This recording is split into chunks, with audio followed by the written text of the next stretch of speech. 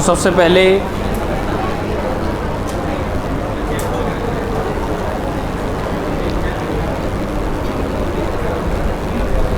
कल हम लोग इलास्टिसिटी का डिस्कशन कर रहे थे और इस टॉपिक के अंतर्गत जो बातें पढ़ी जा चुकी हैं मैं 5-7 मिनट में पहले उसको रिवाइज करा दूं और फिर इसके बाद आज हम लोग स्ट्रेस स्ट्रेन का एक नया कर्व सीखेंगे और एनर्जी डिस्कशन करेंगे और जितने भी छोटे छोटे वैलिड पॉइंट जो सवालों के रूप में आपके सामने कल शीट में अवेलेबल होंगे वो सब भी फटाफट से डिस्कस करेंगे। राइट, तो पहले कल की बातों में हमने हालांकि एक एक पॉइंट अच्छे से क्लियर किया है बच्चों। हर पन्ने से एक क्वेश्चन भी बनाया था, आपको याद होगा। तो मैं खाली छोटे छोटे टर्म लिखता जा रहा हूँ, आप एक बार जल्दी से रिकॉल कर लें। जैसे सबसे प्राइमरी टर्म था वो टॉपिक का खुद का नाम था, हालांकि आपको NCERT में ये जो टॉपिक है ये इलास्टिसिटी के नाम से नहीं मिलेगा, ये मिलेगा मैकेनिकल प्रॉपर्टीज ऑफ सॉलिड, इसी नाम से मिलेगा, है ना। तो मैकेनिकल प्रॉपर्टीज ऑफ सॉलिड की बात करें मतलब सॉलिड की अपनी कौन सी प्रॉपर्टी है जिसकी वजह से सॉलिड का अस्तित्व होता है, सॉलिड को टेढ़ा मेढ़ा करने पर वो रिकवर करने की कोशिश करता है, वो प्रॉपर्टी इलास्टिसिटी ही कहलाती है। सो हम लोगों ने इन डिटेल डिस्कशन किया था कि इलास्टिसिटी किसी मटेरियल की ऐसी प्रॉपर्टी है जिसकी वजह से अगर बॉडी पर डिफॉर्मिंग फोर्स, डिफॉर्मिंग मतलब तोड़फोड़ करने वाला, बॉडी पर अगर डिफॉर्मिंग फोर्स लगाया जाए तो बॉडी मौका मिलते ही अपने आप को कंप्लीट रिकवर करने की कोशिश करती है। That beautiful property of a solid body is known as it is not compulsory, ऐसा आवश्यक नहीं कि केवल सॉलिड्स में होता है, ये सॉलिड में भी होगा, लिक्विड में भी होगा और गैसेस में भी होगा। बस तीनों का बिहेवियर अलग अलग होता है, तीनों की फीलिंग अलग अलग होती है। अब सुनो, जैसे मान लीजिए टॉपिक में और आगे बढ़े तो सबसे पहले मुझे अगर सीक्वेंस की बात करनी हो तो सीक्वेंस वाइज आप सबसे पहले किसी बॉडी पे लगाएंगे डिफॉर्मिंग फोर्स, तोड़ मरोड़ करने वाला फोर्स, लंबाई बढ़ाने वाला फोर्स, वॉल्यूम कंप्रेस करने वाला force.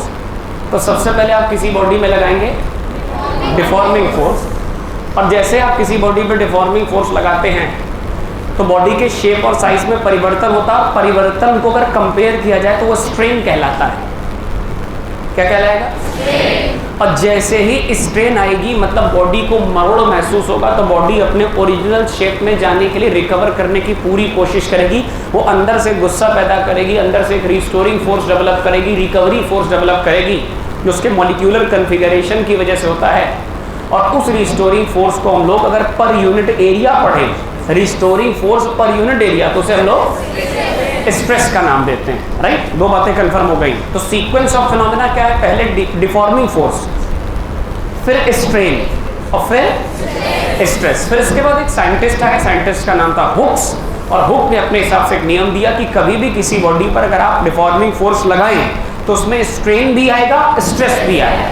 And the relation between strain and stress है कि stress is directly proportional to, जितना ज्यादा स्ट्रेन आएगा उतना ज्यादा स्ट्रेस आएगा। तो स्ट्रेन और स्ट्रेस एक दूसरे के डायरेक्टली प्रोपोर्शनल होते हैं। प्रोपोर्शनलिटी हटाने पर कांस्टेंट आता है और जब कांस्टेंट को अकेले रखोगे तो कांस्टेंट का नाम हो जाता है कोएफिशिएंट ऑफ इलास्टिसिटी बराबर ऊपर स्ट्रेस और नीचे क्या आएगा बेटा? स्ट्रेन। अब आकृति, आकार, शेप एंड साइज के हिसाब से इसके नाम बदलते जाएंगे। जैसे एग्जांपल के तौर पर, एग्जांपल नंबर 1, अगर मामला लंबाई का है, मामला तो यंग मॉडुलस, इसी का नाम पड़ जाएगा यंग्स मॉडुलस। राइट, अगर मामला बल्क का है, वॉल्यूम का है तो बल्क मॉडुलस। और अगर मामला किसी मटेरियल के टेढ़े मेढ़े होने का है तो इसका नाम पड़ जाएगा मॉडुलस ऑफ रिजिडिटी। तो फिलहाल आपके सिलेबस में जो सबसे बेहतरीन तरीके से इस्तेमाल होता है, जिसका ज़्यादातर इस्तेमाल किया जाता है, वो है आपका यंग मॉडुलस। चूंकि यंग मॉडुलस लंबाई से डीलिंग करता है तो ऊपर की स्ट्रेस का नाम पड़ जाएगा लॉन्गिट्यूडनल स्ट्रेस और नीचे की स्ट्रेन का नाम पड़ जाएगा longitudinal strain. So Young modulus का formula longitudinal stress upon longitudinal strain, longitudinal stress upon longitudinal strain. बोलो बेटा, किसी के मन में कोई डाउट? सो यंग मॉडुलस का formula longitudinal stress upon longitudinal strain का चलते चलते इसका एक छोटा सा हम लोगों ने प्रश्न में किया था, सवाल भी किया था। सवाल का मैं केवल थीम बताऊंगा कि यदि किसी तार को, आज इसी के आगे कंटिन्यू करेंगे, यदि किसी तार को किसी सस्पेंशन पॉइंट से लटका दिया जाए तो नोटिस करने वाली बात यह है कि तार सिलिंड्रिकल शेप का, बेलन के शेप का, सिलेंडर के शेप का, तार की अपनी एक निश्चित लंबाई होगी।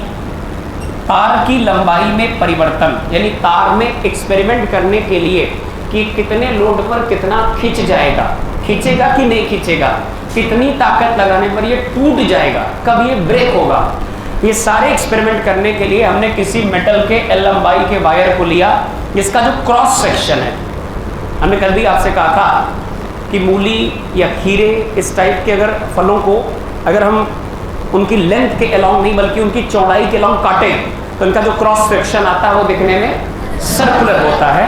तो ऐसी परिस्थिति में अगर इस सर्कुलर क्रॉस सेक्शन को देखा जाए तो हर सर्कल का अपना एक निश्चित एरिया होता है। अगर सर्कल की रेडियस r है तो सर्कल का एरिया पाई आर स्क्वायर, जो कि कैलकुलेशन में विशेष करके काम आएगा। ध्यान रखिएगा रेडियस को कोशिश करके आप मीटर में रखें। अगर वो सेंटीमीटर में है तो 10 की पावर -2 से मल्टीप्लाई करें, और अगर मिलीमीटर में है तो 10 की पावर -3 से मल्टीप्लाई करके कोशिश करके इसे मीटर में कन्वर्ट कर लें। तो एक तार जिसकी लंबाई l है, जिसके बेस की radius r, area of cross section pi r square, इसके लोअर एंड पर आप जैसे ही लोड लगाओगे, हो सकता है आपने इस पर वजन लटका दिया हो, कितना वजन लटका दिया हो, mg, तो लोड लटकाने पर एक बड़ी स्वाभाविक सी बात है कि यह तार अपनी नेचुरल लंबाई से थोड़ा सा खिंच जाएगा।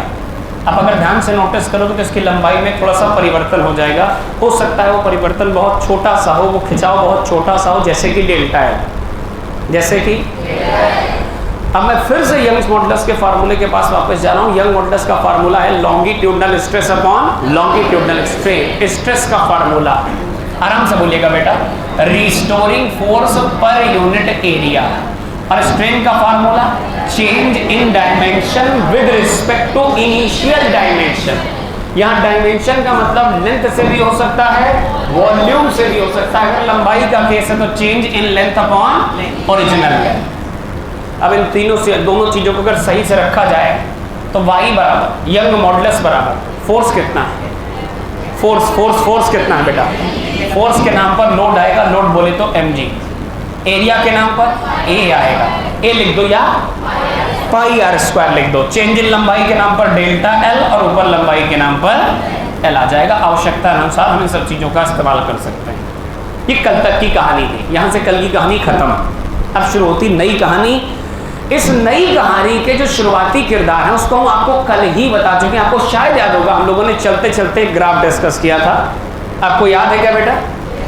हमने आपसे कहा था कि हो सकता है कभी कभी हमसे इन दोनों चीजों के बीच में ग्राफ बनवा सकता है। NCERT से लेकर सवालों तक आपको बस यही ग्राफ मिल ही सकता है उलट पलट कर। इनमें से एक एक्सेस स्ट्रेन का होगा और एक एक्सेस स्ट्रेस का होगा। हमें पता है कि हुक्स लॉ के हिसाब से स्ट्रेस स्ट्रेन एक दूसरे के और डायरेक्टली प्रोपोर्शनल कह लो चाहे लीनियरली प्रोपोर्शनल कह लो। ऐसे सारे ग्राफ कैसे नेचर के होंगे बेटा? लीनियर नेचर के होंगे। और लीनियर नेचर के ग्राफ में हम अगर एंगल दिख जाए, क्या दिख जाए? सो एंगल की मतलब शुरुआत करी थी। अच्छा एक बात और, हम कह रहे तुम्हें कुछ ना आता हो, चैप्टर का खाली एक रूल बताओ, और रूल ये बताओ कि स्ट्रेस अपॉन स्ट्रेन बराबर यंग मॉडुलस, या स्ट्रेस अपॉन स्ट्रेन बराबर कोई भी modulus, bulk modulus, modulus of rigidity, तीनों में से कोई एक नाम बताओ। तो बच्चों दो प्रॉपर्टीज के बीच में अगर कोई ग्राफ मिल जाए तो ग्राफ का अध्ययन करते वक्त हम ग्राफ की दो प्रॉपर्टीज डिस्कस कर सकते हैं। एक तो ग्राफ का स्लोप, दूसरा ग्राफ का एरिया। हम पहले प्रेफरेंस देते हैं सीखने में स्लोप को। स्लोप की शुरुआत थीटा से, theta will give you tan theta, और इसी को हम लोग स्लोप भी कहते हैं। और स्लोप का मतलब होता है वाई एक्सेस की quantity upon Y axis quantity के नाम पर स्ट्रेस आएगा, और एक्स एक्सेस की क्वांटिटी के नाम पर स्ट्रेन आएगा। अब अच्छी बात क्या है, जो स्ट्रेस अपॉन स्ट्रेन है ये अपने आप में एक छोटा सा फार्मूला भी है। जैसे कि आप नोटिस कर सकते हैं स्ट्रेस अपॉन स्ट्रेन अपने आप में कोएफिशिएंट ऑफ इलास्टिसिटी का फार्मूला है, जिसका नाम लंबाई के केस में यंग मॉडुलस, वॉल्यूम के केस में बल्क मॉडुलस, और टेढ़े मेढ़े के केस में मॉडुलस ऑफ रिजिडिटी। ऑनलाइन तो मैं कह दूं कि अगर ये जो पीछे वाला ग्राफ है, जो आपने जस्ट अभी ग्राफ देखा, ये वाला जो ग्राफ है, अगर मैं कह दूं किसी तार पर किए गए एक्सपेरिमेंट का है, तो तार में तो लंबाई होती है जनाब, लंबाई में अगर खींचोगे तो स्ट्रेन आएगा, स्ट्रेन आएगा तो रिकवरी के लिए स्ट्रेस आएगा। दोनों के बीच ग्राफ कैसा? लीनियर ग्राफ में दिखा थीटा, थीटा ने टेन थीटा का नाम स्लोप, स्लोप का मतलब वाई एक्सिस की प्रॉपर्टी अपॉन, क्या ये स्ट्रेस अपॉन स्ट्रेन आ गया? हम इसे ई लिख सकते हैं क्या? ई का मतलब कोएफिशिएंट ऑफ इलास्टिसिटी। लेकिन अगर मामला लंबाई का है, तार का है, तो क्या इसी का नाम यंग मॉडुलस पड़ जाएगा? अब याद रखिएगा, किसी भी चीज का जो मॉडुलस है, किसी भी चीज का जो मॉडुलस है, वो चाहे यंग मॉडुलस हो, चाहे बल्क मॉडुलस हो, चाहे मॉडुलस ऑफ इलास्टिसिटी ई हो, ये उसके इलास्टिक नेचर का रिप्रेजेंटेटिव है। मतलब अगर दो मटेरियल में किसी का यंग मॉडुलस अच्छा है, इट मींस वो मटेरियल एक्सटर्नल फोर्स लगाने पर टेढ़ा मेढ़ा हो तो जाएगा, बट जैसे ही एक्सटर्नल फोर्स हटाया जाएगा वो अपनी पूरी रिकवरी कर लेगा, अपने ओरिजिनल शेप और साइज पर वापस लौट जाएगा। जैसे कि स्प्रिंग, अगर हमारे पास किसी अच्छी मेटल की लाइक एल्युमिनियम जैसी स्प्रिंग है, तो स्प्रिंग पर एक्सटर्नल डिफॉर्मिंग फोर्स लगाने से इसके कॉइल्स खिंच तो जाएंगे, बट जैसे ही आप उस पर एक्सटर्नल डिफॉर्मिंग फोर्स हटाएंगे, वो सट से अपने ओरिजिनल शेप पर वापस चला जाएगा। ये इसके इलास्टिक नेचर का भी प्रतीक है कि स्प्रिंग अपने आप में अच्छी इलास्टिक डिवाइस है। क्या आप मेरी बात समझ पाए? हम यंग मॉडुलस के आधार पर चाहें तो मटेरियल की स्ट्रेंथ को भी चेक कर सकते हैं। इंजीनियरिंग में एक सब्जेक्ट पढ़ाया जाता है स्ट्रेंथ ऑफ मटेरियल, एसओएम। तो बताता है कि हमारे पास, हमने आपको कल इंपॉर्टेंस भी बताया था बच्चों, कि जैसे हम लोग क्या जितनी भी चीजें हैं जिन पर लोड ज्यादा पड़ने की संभावना होती है, जैसे कि मल्टी स्टोरी बिल्डिंग्स में लगने वाले लिफ्ट, बस, ट्रक या रेलगाड़ी के डब्बों का निचला हिस्सा चेसिस जिस पर सारे पैसेंजर्स का लोड आता है, साइकिल के पिछले हिस्से में लगने वाला कैरियर, ये सारे ऐसे होते हैं जो लोड टॉलरेंस के हिसाब से बनाए जाते हैं कि जरा देखिए ये इतना लोड झेल पाएंगे या नहीं झेल पाएंगे। तो हमें लोड झेलने के लिए उस मटेरियल की टेस्टिंग आवश्यक है, यही उसकी मैकेनिकल प्रॉपर्टी ऑफ सॉलिड है, यही उसकी इलास्टिसिटी है। तो जिस मटेरियल का यंग्स मॉडुलस जितना अच्छा होगा, क्या अच्छा होगा बेटा? उसका इलास्टिक नेचर भी उतना शानदार होगा और वो मटेरियल स्ट्रेंथ वाइज, मजबूती वाइज भी उतना अच्छा होगा। आप तुरंत इस बात का आंसर दे पाओगे कि लेट अस सपोज मेरे पास दो मटेरियल्स हैं, इनमें से कोई मटेरियल ए है, अभी एक सवाल भी आपको शीट में मिलेगा, और लेट अस सपोज एक कोई मटेरियल बी है। मैंने आपसे एक छोटा सा सवाल किया कि ए और बी में मुझे स्वाभाविक रूप से दिखाई दे रहा है कि बी वाले ग्राफ का जो स्लोप है, मैं इसको लिख सकता हूं कि theta B greater than theta A. B का स्लोप ज्यादा, ढाल ज्यादा, एंगल ज्यादा, जिसका स्लोप ज्यादा, जिसका ए की तुलना में बी का स्लोप ज्यादा, स्लोप ज्यादा तो स्ट्रेस अपॉन स्ट्रेन रेशियो ज्यादा, तो यंग मॉडुलस ज्यादा, तो कोएफिशिएंट ऑफ इलास्टिसिटी ज्यादा, तो मजबूती भी, मजबूती ज्यादा। अब जिस मटेरियल की स्ट्रेंथ ज्यादा अच्छी होगी उस मटेरियल को हम लोड कैरी पर्पस के हिसाब से, मजबूती के हिसाब से प्रेफरेंस दे सकते हैं, प्राथमिकता दे सकते हैं। मतलब मान लीजिए मैं आपसे कहूं कि एज ए इंजीनियर अगर आपको हवाई जहाज बनाने का मौका दिया जाए, आप समझ पा रहे हैं, तो आप ए और बी में से किसको पसंद करेंगे? हमने कहा स्वाभाविक रूप से हम बी को पसंद करेंगे, क्योंकि बी की इलास्टिसिटी की प्रॉपर्टी ए की तुलना में ज्यादा अच्छी। Getting my point? So this was all about yesterday. ये कल तक की कहानी, एक दिन की कहानी थी। सच सच बताइए, क्या इतनी कहानी आपको कंफर्म क्लियर हो गई? यदि कोई बच्चा कहीं किसी फंडामेंटल्स में लैग कर रहा हो तो कल के लेक्चर का वीडियो क्लास आपके यूट्यूब चैनल पर ओमेगा ऑनलाइन पर भी पड़ा है, आप उसको आराम से समय देकर रिकवर कर लीजिएगा। आज शुरू करते हैं फटाफट से नई बातें। फटाफट हेडिंग डाल ले बेटा। आज की नई हेडिंग लगाएं, stress strain curve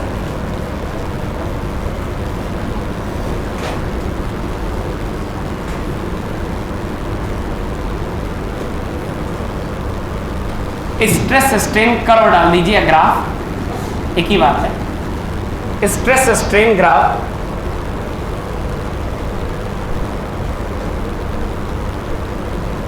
for a wire. किसी वायर पर किए गए एक्सपेरिमेंट का स्ट्रेस स्ट्रेन ग्राफ।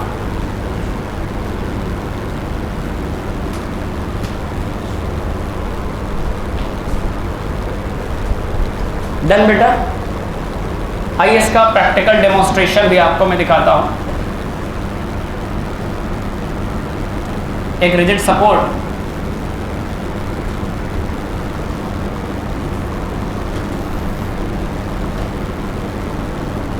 और उसके लोअर एंड पर लगा हुक, और इस पर हम फिलहाल के लिए नो डाउट थोड़ा सा वजन लटका दे रहे हैं, एम मास लटका देते हैं ताकि लोड से खींचे। आप नोटिस कर पाएंगे कि after some time it will extend, ये धीमे धीमे अपनी लेंथ को बढ़ाता जाएगा। एक अच्छी बात, आपको दूर ना जाना पड़े, आपको भटकना ना पड़े, इसलिए मैं इसी के करीब और भी तमाम सारे लोड इकट्ठे करके रख देता हूँ। बस आपको एक कष्ट करना पड़ेगा, इन लोड्स को उठा उठा के इस पर लटकाना पड़ेगा। ये सारे लोड भविष्य में इस्तेमाल कर लिए जाएं।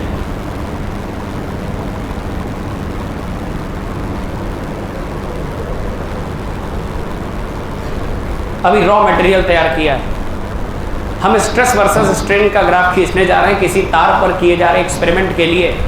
और हमने तार के, ध्यान से देखिएगा, हमने तार के निचले हिस्से में हुक बनाकर इस पर धीमे धीमे लोड लटकाने चालू किए, राइट।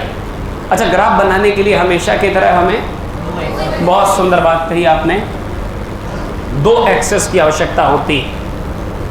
उन दोनों एक्सेस में से एक होता है वेरिएबल एक्सेस जो पहले बदलता है, और एक होता है डिपेंडेंट एक्सेस जो वेरिएबल के अनुसार बदलता है या वेरिएबल के बदलने से बदलता है। सो ये रहा मेरा स्ट्रेन एक्सेस, और ये रहा बच्चों मेरा स्ट्रेस एक्सेस। मतलब अब मैं टॉपिक के लगभग एक लेक्चर कंप्लीट होने के बाद ये मैच्योरिटी एक्सपेक्ट करता हूँ कि आपसे मगर पूछूं कि पहले स्ट्रेस आता है कि पहले स्ट्रेन आता है। पहले स्ट्रेन आएगी, पहले दिक्कत आएगी, तब अंदर से सारी पावर एक्टिवेट होगी कि अरे दिक्कत को सही करके ओरिजिनल शेप पर वापस जाओ, राइट। तो हम चले ग्राफ खींचने। प्रैक्टिकल ग्राफ है, काश ये किसी फार्मूले पर बेस होता। सतीश जी, सतीश जी क्या ठीक है? तो ये प्रैक्टिकल ग्राफ है बच्चों, हम इसे फॉर्मूले से कोरिलेट नहीं कर सकते। काश ये फॉर्मूले का होता तो मैं तो आपसे बस ऐसे कहता कि अगर लीनियर है तो सीधे बना दो, 1/2 पावर का है तो कर्व बना दो, x² + y² बराबर समथिंग है तो सर्कुलर। तो सबसे बड़ा प्रॉब्लम इस ग्राफ के साथ ये है कि ये ग्राफ प्रैक्टिकल ग्राफ है, ये किसी फार्मूले से कंसर्न नहीं है। तो इसको धीमे धीमे समझ के ही बनाना पड़ेगा और कल्पनाओं की दुनिया में जाना पड़ेगा, थोड़ा इमेजिन करना पड़ेगा, थोड़ा इमेजिन करना पड़ेगा। कुछ मैं समझा सकता हूं, बाकी तुम्हारी इमेजिनेशन पावर पर है। बहुत आसान, बहुत ही आसान, यू कैन रन इट, उसका भी ऑप्शन है आपके पास, बट बेटर इफ यू समझ इट, राइट। तो चलिए हम चले ग्राफ खींचने, और ग्राफ के लिए मैं जा रहा हूं एक बेहद ही सफेद पेन का इस्तेमाल करने। ये रहा, आइए ध्यान से देखिए। सबसे पहले लोड लगाया, तार दिखा, तार दिखा, अबे तार दिखा, तार पे लोड दिखा, लग रहा लोड कम है ना, तो लोड को थोड़ा और जैसे जैसे, अच्छा लोड बढ़ाना है, कोई बात नहीं, लो इसी में इसको लगा दो। अब एक मास की जगह कितने मास हो गए बेटा? 2 मास हो गए। मुझे लगता है लोड बढ़ेगा तो डिफॉर्मिंग फोर्स भी बढ़ेगा, तो स्ट्रेन भी बढ़ेगा, तो स्ट्रेस भी बढ़ेगा, रिकवरी फोर्स बढ़ेगा। हुक्स लॉ के हिसाब से अगर सचमुच में इस मटेरियल में इलास्टिसिटी की प्रॉपर्टी है तो जैसे जैसे स्ट्रेन बढ़ेगा, जैसे जैसे वैसे वैसे का मतलब क्या? इन दोनों के बीच का नियम या इन दोनों के बीच का रिलेशन हुक्स लॉ के हिसाब से लीनियर है क्या? तो पहले तो सचमुच में स्ट्रेट लाइन ग्राफ आना चाहिए। क्या स्ट्रेट लाइन ग्राफ आएगा?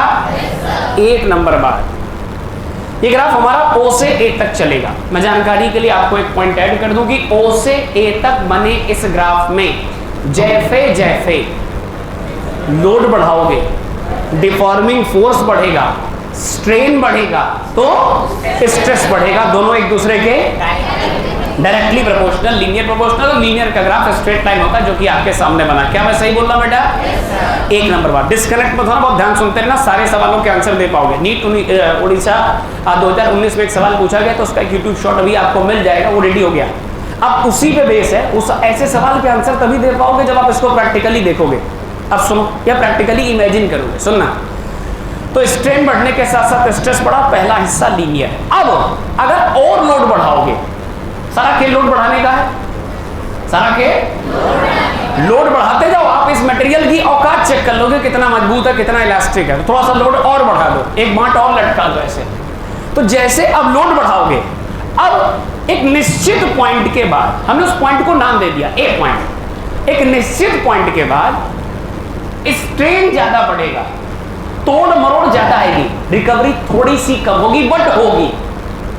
एक निश्चित पॉइंट के बाद तोड़ मरोड़ लंबाई का बढ़ना ज्यादा तेजी से होगा, रिकवरी थोड़ा कमजोर पड़ जाएगी बट अच्छी बात है कि रिकवरी होगी। तो ए पॉइंट से लेकर बी पॉइंट के बीच, कहां से कहां तक बेटा? ए से बी पॉइंट के बीच में ध्यान से देखो, ग्राफ क्या थोड़ा सा स्ट्रेन के पक्ष में मुड़ गया है क्या? पर एक बहुत पुरानी लाइन, हम ऐसे बोला करते थे कि ग्राफ जिसके पक्ष में जाएगा उसे तेजी से बढ़ाएगा।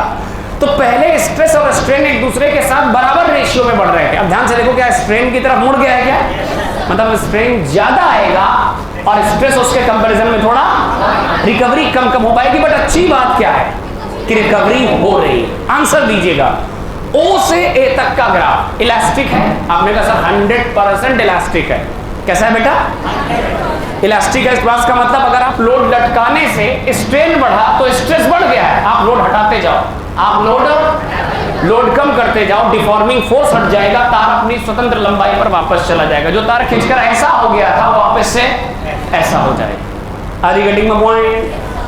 तो लोड बढ़ाने के साथ, अच्छा नोटिस कीजिएगा, लोड बढ़ाने के साथ साथ स्ट्रेन बढ़ेगा, स्ट्रेन बढ़ेगा तो स्ट्रेस बढ़ेगा। ओ से ए तक हुक्स लॉ फॉलो होगा। ओ से ए तक मटेरियल इलास्टिक भी है और हुक्स लॉ भी फॉलो हो रहा है। ए से बी तक हुक्स लॉ फॉलो होना बंद हो गया क्योंकि ग्राफ थोड़ा सा कर्वेचर में आ गया। बट अच्छी बात है कि मटेरियल अभी भी इलास्टिक है। कैसा है? मतलब कोई तुमसे इस ग्राफ के आधार पर बढ़िया सवाल कर दे, कहते कि बी पॉइंट पे सारा लोड, ग्राफ में दी गई जानकारी के आधार पर अगर बी पॉइंट पर सारा लोड हटा लिया, सारे बॉन्ड हटा दो, तो जैसे ही सारा लोड हटाओगे मटेरियल वापस अपनी पुरानी लंबाई पर, मतलब अगर 1 मीटर था तो वापस 1 मीटर लोड बढ़ा, 1.1 मीटर, 1.2 मीटर, 1.3 मीटर, मान लीजिए आप बी पॉइंट तक पहुंच गए, 0.3 मीटर वापस से सिकुड़ करके 1 मीटर पर पहुंच जाएगा, डॉट 1 मीटर पर। मतलब मटेरियल में इलास्टिसिटी की प्रॉपर्टी जीवित है। Getting my point? बहुत बढ़िया। अब बी पॉइंट के बाद जो ग्राफ का नेचर है वो बड़ा ड्रामेटिकल है, बड़ा विचित्र प्रकार से। सुनिएगा बहुत ध्यान से। बी पॉइंट के बाद ग्राफ कुछ ऐसा, नो क्रॉस क्वेश्चन चूंकि प्रैक्टिकल ग्राफ, लेकिन ग्राफ का शेप ऐसा ही आएगा। कब तक आएगा? किसी डी पॉइंट तक। ये कौन है डी पॉइंट? कौन? आपने कहा सर क्रम तो ये होता है ए बी सी डी, आपने अचानक डी बना दिया। डी का मतलब है टेंसाइल स्ट्रेंथ। कुछ नाम मैं लिखता जा रहा हूं। डी का मतलब क्या है बेटा? बच्चों मैंने कहा ना कुछ नया सीखना भी है टॉपिक में, और जैसे जैसे तर्क मिलता जाए तो सवालों के आंसर भी दीजिएगा। तो डी पॉइंट का नाम हमने रख दिया टेंसाइल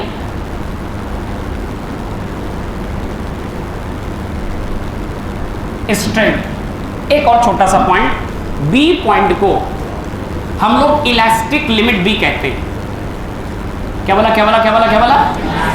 और इसी इलास्टिक लिमिट का दूसरा नाम यील्ड पॉइंट भी है। क्या नाम बेटा? Yield point. बोलो यार, कितनी बातें कन्फर्म है? तो बहुत सोच समझ के आराम से आंसर कीजिएगा, कोई तनाव वाली बात नहीं। बहुत ध्यान सुनिएगा। सबसे पहले मैंने ओ से ए पॉइंट तक, जैसे जैसे स्ट्रेन बढ़ाओगे वैसे वैसे स्ट्रेस बढ़ेगा। अब ए पॉइंट से बी पॉइंट तक अगर लोड और बढ़ाते जाओगे, सारा लोड बढ़ाने का खेल है, जैसे जैसे लोड और बढ़ाते जाओगे लोड और बढ़ेगा, खिंचाव और बढ़ेगा, स्ट्रेन और बढ़ेगा, बट ए से बी वाले पॉइंट में स्ट्रेन ज्यादा हो रहा है, स्ट्रेस थोड़ा कम हो गया। लेकिन अच्छी बात यह है कि बी पॉइंट का नाम इलास्टिक लिमिट है, मतलब बी पॉइंट तक आपकी इलास्टिसिटी जीवित है। लिमिट मतलब, अबे लिमिट मतलब लिमिट का बिल्कुल सीधा मतलब, लिमिट का मतलब बस यही लिमिट है, इसी लिमिट तक इलास्टिसिटी जीवित है, इसी लिमिट तक इलास्टिसिटी की प्रॉपर्टी जीवित है। सारा लोड हटा दो, मटेरियल अपनी वापस लंबाई 1.3 से फिर से 1 पर चला जाएगा। समझ पाए? अब अगर बी पॉइंट के बाद लोड बढ़ाते गए, द लोड तो आपको बताएं वायर पहले खींचेगा, फिर और खींचेगा, फिर और खींचेगा, और एक लिमिट तक खींचने के बाद वायर हार मान जाएगा। वायर का इंटरमॉलिक्यूलर स्ट्रक्चर परमानेंट रप्चर हो जाएगा, टूट जाएगा। जो रिकवरी की कोशिशें हैं वो बंद हो जाएंगी। कौन से पॉइंट पर? डी पॉइंट पर। D point is tensile strength. Tensile strength का सरल मतलब है कितना मैक्सिमम लोड बॉडी झेल सकती है, यही उसकी टेंसाइल स्ट्रेंथ है। अब किसी बच्चे ने कहा कि सर एक बात बताइए, जब बी पॉइंट पे पहुंचे तब तक मटेरियल इलास्टिक था, और डी पॉइंट पे मटेरियल बस अब आखिरी नमस्ते करने वाला कि साहब हम रिकवरी, अगर आप लोड इसी प्रकार से बढ़ाते जाओगे तो एक लिमिट के बाद मैं टूट जाऊंगा, मतलब अब मैं रिकवरी नहीं कर पाऊंगा। ये डी पॉइंट में वो आखिरी बार वार्निंग देता कि सर लोड मत बढ़ा देना। क्या करेगा? डी पॉइंट पर वो कहता सर अब लोड मत बढ़ा देना वरना मैं रिकवर नहीं कर पाऊंगा। स्थिति ऐसी हो जाएगी अगर लोड कम भी करोगे तब भी मैं टूट जाऊंगा। बस खाली लोड लटकाए रखना। आपको स्थिति बताएं, इसका बेस्ट इमेजिनेशन तब हो सकता है इफ यू इमेजिन एन आटा की लोई। यू नो आटा की लोई? सो आटे की लोई को अगर आप उठा लें, वजनदार हो, और आटे की लोई को ऐसे हवा में उठा लीजिए, क्या वो अपने खुद के वजन से पतली होकर टूट जाएगी?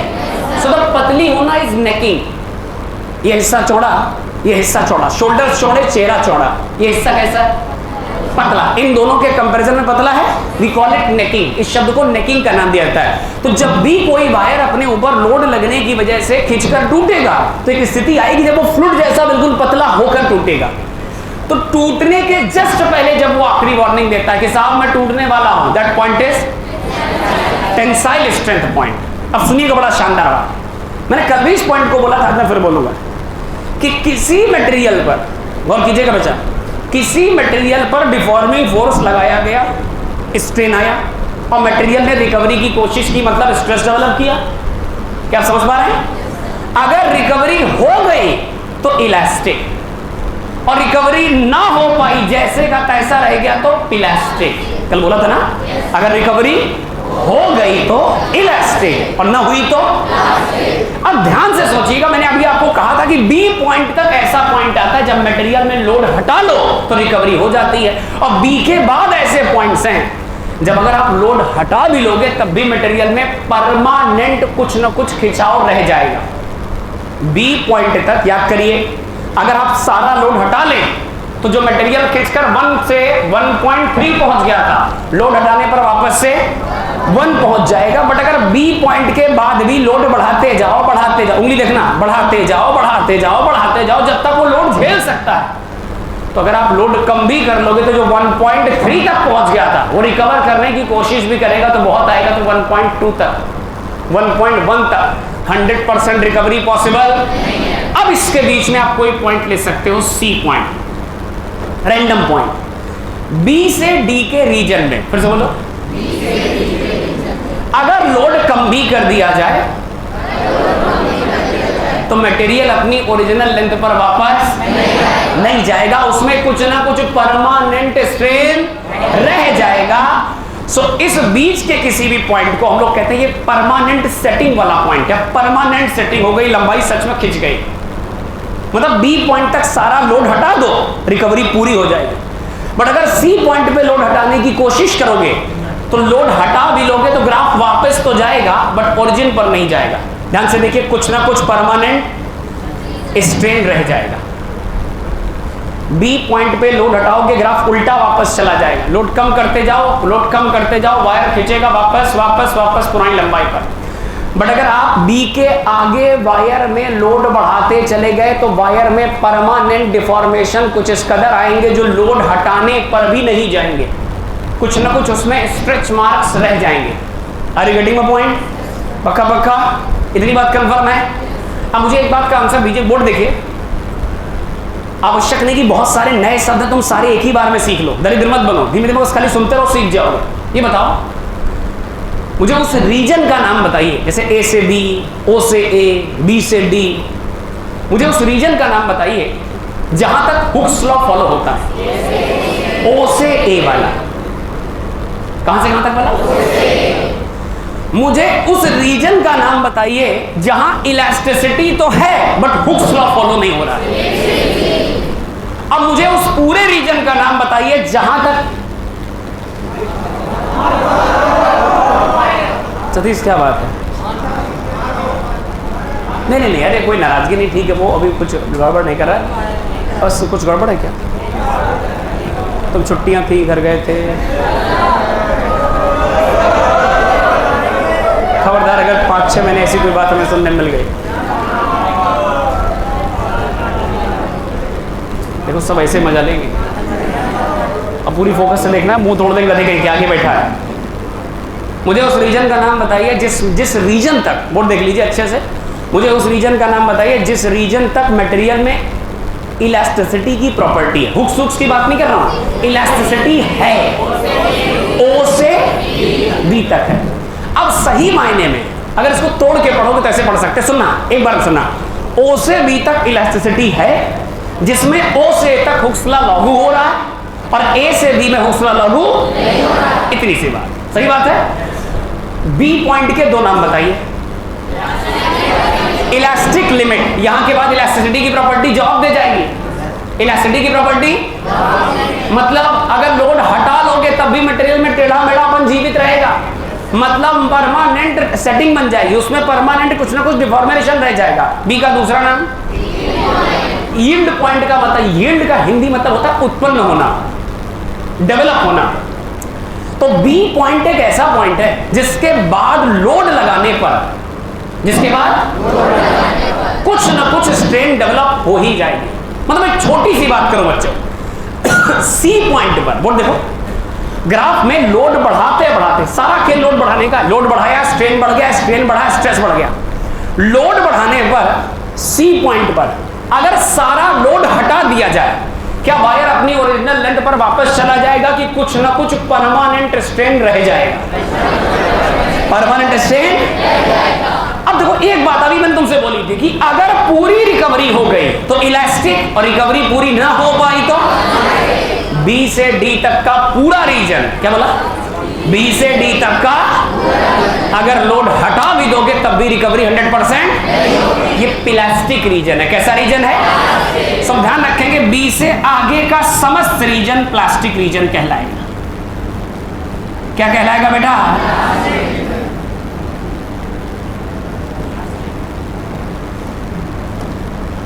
अब सुनिए, अपने मन की बात कहिएगा। डी पॉइंट के बाद बोर्ड देखो और तुम आंसर दे सकते हो। अगर डी पॉइंट के बाद फर्दर लोड बढ़ाया गया, आपका दिल क्या कहता है? क्या वायर को टूट जाना चाहिए? नहीं तो डी पॉइंट के बाद तुरंत टूट जाएगा कि खिंचकर टूटेगा? क्या अपने वजन नेकिंग के बाद फर्दर लोड बढ़ाया तो स्ट्रेन इतना ज्यादा बढ़ जाएगा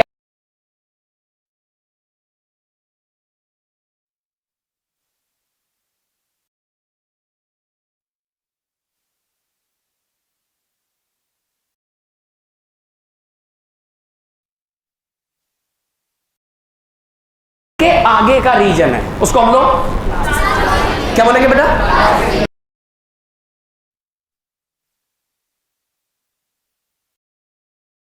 उसके आधार पर बी पॉइंट के आगे का सारा रीजन प्लास्टिक रीजन कहलाता है। कभी कभी ये रीजन कंपेयर किया जाता है, कभी कभी प्लास्टिक रीजन जब सारा ही प्लास्टिक है, टूटने से पहले का सब प्लास्टिक है, तो जब सारा ही प्लास्टिक है, प्लास्टिक का मतलब अगर यहां किसी भी पॉइंट पर आप लोड हटा लें तो रिकवरी पूरी हो नहीं पाएगी, वायर में कुछ ना कुछ खिंचाव रह जाएगा। वायर 1 मीटर का था तो खींचकर 1.1 पक्का हो ही जाएगा। अब तुम कितना भी कोशिश करो उससे कम हो ही नहीं सकता। ये सारा खेल बी के आगे होगा। अब एक छोटी सी बात, बी पॉइंट के आगे का रीजन प्लास्टिक रीजन है। मैं आपसे ये भी कह सकता हूं डी से ई के बीच का रीजन भी प्लास्टिक रीजन है। जिन मटेरियल में जितना ज्यादा प्लास्टिक रीजन होगा, क्या बोला, जितना ज्यादा प्लास्टिक रीजन होगा वो लड़ते लड़ते आखिरी दम तक लड़ेंगे और जल्दी टूटेंगे नहीं। कॉमन सेंस की बात है। जिनमें ब्रेकिंग पॉइंट जितना दूर निकल जाएगा, क्या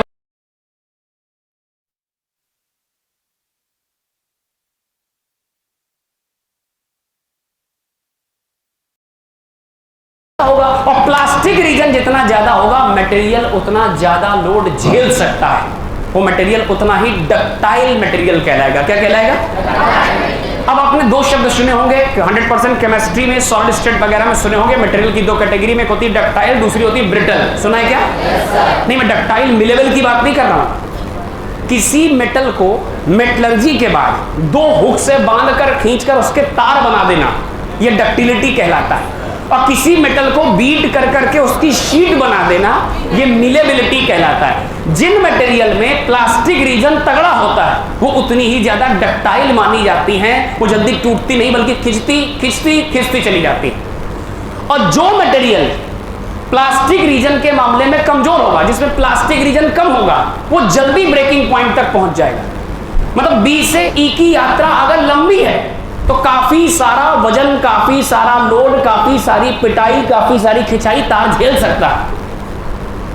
और अगर काफी सारी खिंचाई झेल सकता है, मटेरियल डक्टाइल है, मटेरियल मीलेबल है, उसे तार के रूप में इस्तेमाल कर सकते हो। जैसे एल्युमिनियम के तार, स्टील के तार, कॉपर के तार, ये सभी बहुत अच्छे डक्टाइल मटेरियल्स हैं। और जिन मटेरियल में, कोशिश करो बोलने की, जिन मटेरियल में बी पॉइंट और ई पॉइंट नजदीक होंगे उनका प्लास्टिक रीजन कम होगा, वो बहुत ज्यादा लोड झेल, वो बी के बाद जल्दी से ई पर पहुंचेंगे, चट से टूट जाएंगे। जो चट से टूट जाए उसे ब्रिटल मटेरियल, क्या बोलेंगे बेटा? जैसे एग्जांपल के तौर पर नमक का टुकड़ा, मिश्री का टुकड़ा, ये सब परफेक्ट ब्रिटल मटेरियल है। इनमें जरा सा, जैसे कांच, पोर्सलिन, कांच के कप, चीनी मिट्टी वाले कप जिन पे हम लोग चाय पीते हैं, ये सब परफेक्ट ब्रिटल मटेरियल है। इनमें जरा सा तनाव पड़ेगा, जरा भी झेल, चट से टूट जाएंगे। जिनका ब्रेकिंग पॉइंट बहुत नजदीक होता है वो आपके ब्रिटल मटेरियल मान जाएंगे। समझ पाए? मतलब मैं रफली आपसे एक डेमो के तौर पर पूछ सकता हूं, डेमो के तौर पर पूछ सकता हूं,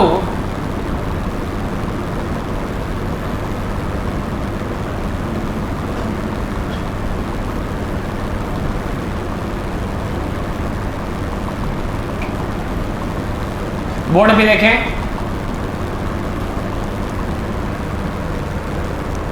बिल्कुल यही ग्राफ है, दो मटेरियल का है। सुन रहे हो? बिल्कुल यही ग्राफ है, दो मटेरियल का है। किनका किनका? एक्स का और दोनों के डी पॉइंट मैंने आपको दिखा दिए हैं। एक का ई पॉइंट नजदीक है, एक का ई पॉइंट थोड़ा दूर है। किसका प्लास्टिक रीजन ज्यादा है? वाई वाले का, ऊपर वाले का। और जिसका प्लास्टिक रीजन ज्यादा है वो डक्टाइल मटेरियल माना जाएगा। मैं आपसे पूछूं कि आप इनमें से किस तार का इस्तेमाल लिफ्ट की केबल बनाने में करना चाहिए? आपने कहा जनाब वाई का, क्योंकि वाई एक अच्छा डक्टाइल मटेरियल है, उसकी इलास्टिक स्ट्रेंथ अच्छी होगी, वो जल्दी टूटेगा नहीं। क्या मेरी बात समझ पाए? मैं आपसे कह दूं इनमें से कौन सा ऐसा तार है जिसको बच्चों की प्रतियोगिता में तार के रूप में इस्तेमाल किया सकता है ताकि बच्चे ताकत दिखाकर जल्दी से खुश हो जाएं कि मैंने तार तोड़ दिया? एक्स का, ब्रिटल मटेरियल का इस्तेमाल करें ताकि बच्चे को महसूस हो कि उसके पास बहुत सारी ताकत है। Are you getting my point? शाबाश, आपने मेरी भावनाओं को समझा। क्या मैं इसे हटा दूं? ये आपको शॉर्ट्स में मिल जाएगा। फिलहाल के तौर पर आपने हेडिंग डाली। क्या हेडिंग डाली बेटा? Stress strain graph for a, एक छोटा सा पॉइंट लिखे, फिर इसके बाद आप ऐसे लिख सकते हैं। एक छोटा सा पॉइंट लिखें, अगर किसी मेटेलिक वायर को, गौर कीजिएगा, क्या लिखा बेटा आपने? क्या बात है, क्या बात है, बहुत सुंदर। अगर किसी मेटेलिक वायर को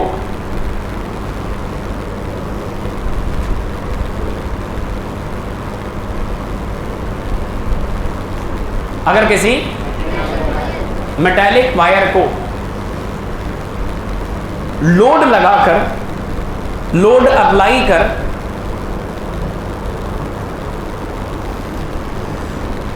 अगर किसी मेटेलिक वायर को लोड अप्लाई कर लोड अप्लाई कर स्ट्रेस स्ट्रेन टेस्टिंग की जाए। अगर किसी मेटेलिक वायर को लोड अप्लाई कर स्ट्रेस स्ट्रेन की टेस्टिंग की जाए, क्या की जाए बेटा? बहुत बढ़िया, स्ट्रेस स्ट्रेन की टेस्टिंग की जाए। तो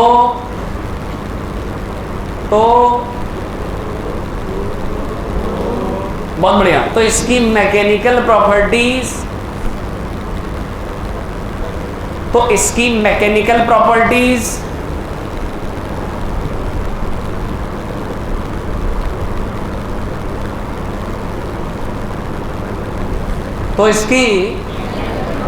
मैकेनिकल प्रॉपर्टीज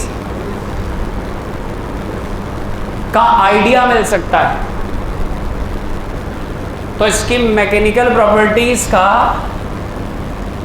आइडिया मिल सकता है।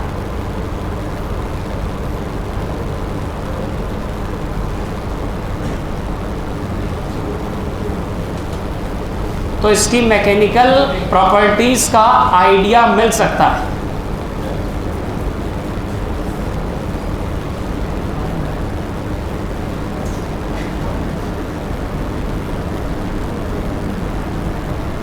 चलो पहले फोटो बनाओ, इधर ग्राफ बनाओगे और कुछ बातें जो हैं जो आपको लिखनी चाहिए मैं लिख दे रहा हूं।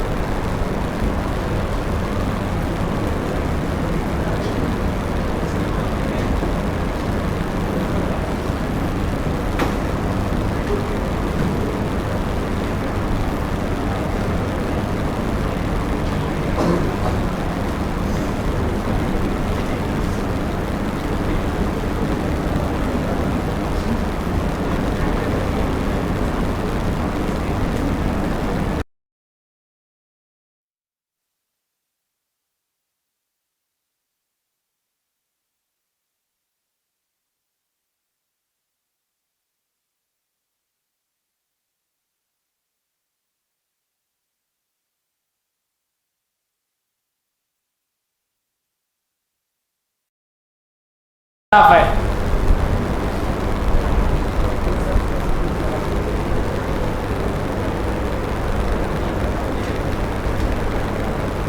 बहुत शार्प टर्न नहीं होता, कर्वेचर आती, हर जगह कर्वेचर, हर जगह आसान से स्मूथ मोड़ आएगा ऐसे।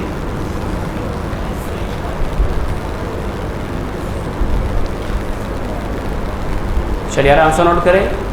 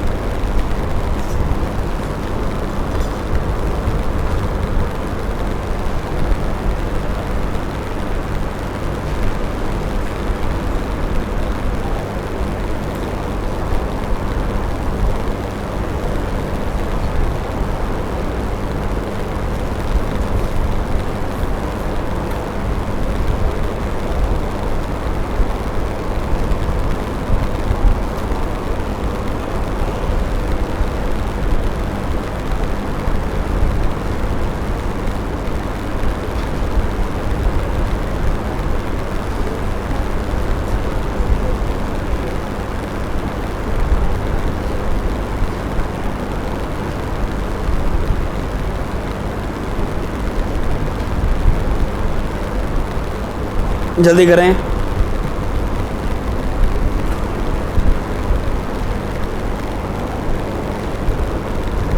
ये हमने उधर जो साइड में बच्चों छोटे छोटे येलो कलर के लोड्स रखे हैं, ये लोड केवल इसलिए रखे ताकि आप समय के साथ साथ इस चीज़ को इमेजिन कर पाओ कि लोड बढ़ाते जाओ तो वायर अपनी एक अल्टीमेट लेवल पर पहुंचेगा। जब वो हाथ जोड़कर मना करेगा कि प्रभु अब लोड मत बढ़ाओ, हम टूट जाएंगे, that particular point where stress and strain both give जवाब,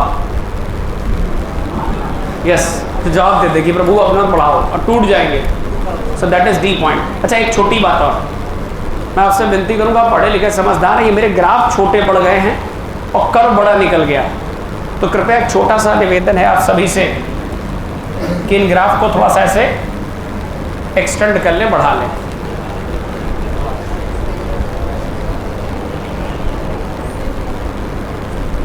बहुत बढ़िया, करीब करीब सब बच्चों ने पहले ही समझदारी दिखाई। तो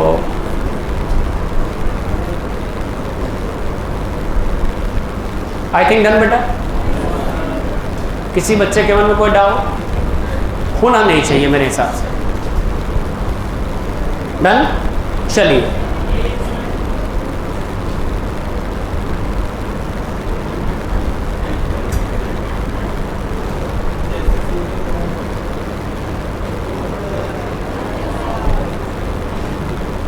अब एक छोटा सा काम और उसको भी खत्म हम लोग कर लें, एंड देन आफ्टर हम लोग थोड़े से सवाल करेंगे, राइट। एक छोटा सा काम और है आर्टिकल वाइज, वो भी खत्म कर लें फटाफट से, फिर इसके बाद हम लोग सवाल करेंगे, थोड़ा थोड़ा बवाल करेंगे। चलो पढ़ा दे बेटा। अब तक की कहानी में आपने कई सारे किरदार पढ़े कि अगर हम वायर को खींचे तो यंग मॉडल्स का डिस्कशन करते हैं, बलून को प्रेस करें तो हम लोग बल्क मॉडल्स वगैरह का डिस्कशन कर सकते हैं, राइट। आप थोड़ा सा ये भी पढ़ेंगे, किसी तार को जब पूरी ताकत से खींचोगे तो ऐसा करने में तुम्हें पसीना बहाना पड़ेगा, काम करना पड़ेगा।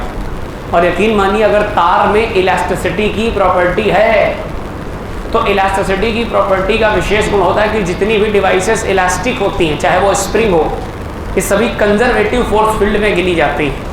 और कंजर्वेटिव फोर्स फील्ड का नेचर होता है, क्या नेचर होता है कि कंजर्वेटिव फोर्स फील्ड के अंतर्गत किया गया काम कभी वेस्ट नहीं जाता, उस सिस्टम में इकट्ठे हो जाता है, स्टोर हो जाता है। किसके फॉर्म में? Elastic potential energy. जैसे रबड़ बैंड को अगर खींचा जाए, अगर रबड़ बैंड को खींचे, हम स्प्रिंग को खींचे, तो स्प्रिंग वगैरह के खींचने पर जितना भी काम करोगे वो सबका सब स्प्रिंग में इकट्ठे हो जाएगा। किसके फॉर्म में इकट्ठा हो जाएगा? Elastic potential energy. सो अब हम डिस्कशन करने जा रहे हैं कि किसी तार को इलास्टिक मानकर अगर उस पर लोड लगाकर उसे खींचा जाए तो खींचने में उसमें जो एनर्जी इकट्ठे होगी, हम उसका डिस्कशन करने जा रहे हैं। अब किसी बच्चे के मन में, सर हमने तो कभी एनर्जी देखी नहीं। सही बात है, नन हैज सीन एनर्जी, किसी ने एनर्जी नहीं देखी, बट हम एनर्जी को एक्सपीरियंस कर सकते हैं। जैसे light is a kind of energy. क्या आपको लाइट दिखाई देती है? गलत, लाइट की वजह से चीजें दिखाई देती, लाइट नहीं दिखाई देती। क्या मेरी बात समझ पाए? बहुत बढ़िया। अब सुनो मेरी बात, जैसे इलास्टिसिटी का प्रूफ दो कि सर इलास्टिसिटी के केस में एनर्जी होगी, बहुत छोटा सा प्रूफ देते हैं। आपने कभी गुलेज देखी, कभी तीर कमान देखा है? तो इन सब का सबसे अच्छा प्रूफ यह है कि इनको दो फिक्स एंड के बीच में बांध दो। मतलब अगर हम एक छोटी सी बात करें, धनुष जैसा, बो जैसा कोई शेप हो, उसके दो एंड पर कोई तार, कोई रस्सी, कोई मेटेलिक वायर बांध दें। अब ये हो गया इलास्टिक मटेरियल को आपने टाई कर दिया। अब आपने एक हाथ से बो पकड़ा और एक हाथ से स्ट्रिंग पकड़ी, स्ट्रिंग को खींचा, खींचने में किया काम, वो काम इसमें स्टोर हो गया in form of elastic potential energy. और जैसे उसे छोड़ोगे तो क्या तीर को, एक एरो को एक अच्छी खासी काइनेटिक एनर्जी मिलेगी? हमने तीर को रास्ते में पकड़ा, मुझे कहाँ जा रहा है, एनर्जी कहाँ से आई, काइनेटिक एनर्जी कहाँ से आई? तो उसने मुझे आंसर दिया कि मेरे पास जो काइनेटिक एनर्जी है ये मुझे तार की इलास्टिक पोटेंशियल एनर्जी से मिली। क्या आप मेरी बात समझ पा रहे हैं? चट से फीलिंग के बाद अब तक से हेडिंग डाल दीजिए, work done, work done oblique elastic potential energy, work done या elastic potential energy on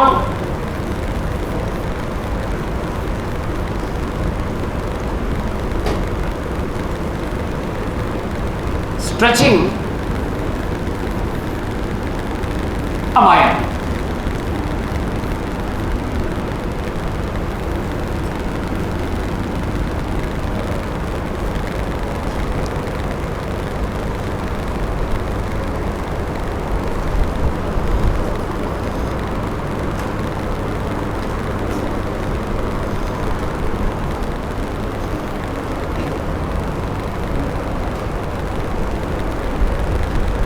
heading क्या लगी बेटा?